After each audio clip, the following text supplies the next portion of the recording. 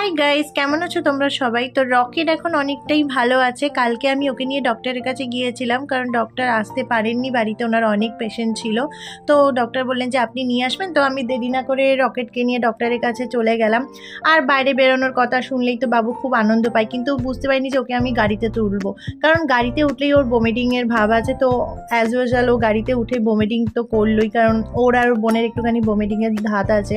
আর যেহেতু বাইরে ওর ছোটোর থেকে বেশি বেরায় না, তো বাইরে বেরালেও থরথর করে কাঁপে, যেহেতু আমাদের আর ওকে নিয়ে বেরানো হয় না, যেহেতু এতগুলো সবাই রয়েছে, তো অফিসে কাজের চাপে অতটা বের করতে পারি না।